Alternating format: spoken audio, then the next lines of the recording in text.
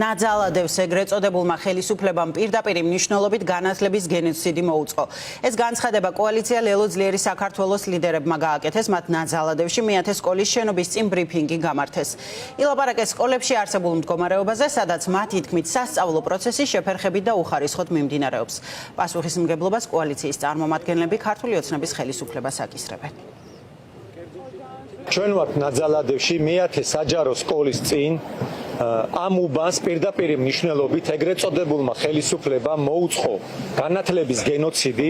აქ უკვე მრავალი წლის განმავლობაში, 4-5 წლის განმავლობაში შეწყვეტილია სასწავლო პროცესი არაერთ სკოლაში. ეს სკოლებია მეათე საჯარო სკოლა, 113 საჯარო სკოლა, მე-11 საჯარო სკოლა, მე-4 საჯარო სკოლა, მე-14 საჯარო სკოლა, სადაც მოსწავლეები ვერ მიდიან და ვერ იღებენ ხარისხიან განათლებას. ისინი სწავლობენ შეზღუდული საგაკვეთილო დროით, სწავლობენ მეორე და მესამე ცვლაში, რის გამოც ვერ დადიან სხვადასხვა წრეებზე, ვერც უცხო ენებზე, ვერც სპორტზე და ფაქტობრივად თელ თავის დროს ბავშვები ახმარენ ტრანსპორტირებას ერთი ადგილიდან მეორეში. ქართული ოცნების მმართველობის პირობებში ეს არის შეუძლებელი. ქართული ოცნება ანგრევს და აღარ აშენებს სკოლებს. თავად განათლების სამინისტროს წერილები შემიძლია ვაჩვენო საზოგადოებას, სადაც ისინი მიუთითებენ, რომ 250 სკოლა უკვე არის დანგრეული და რეაბილიტაციაზე გაშვებული.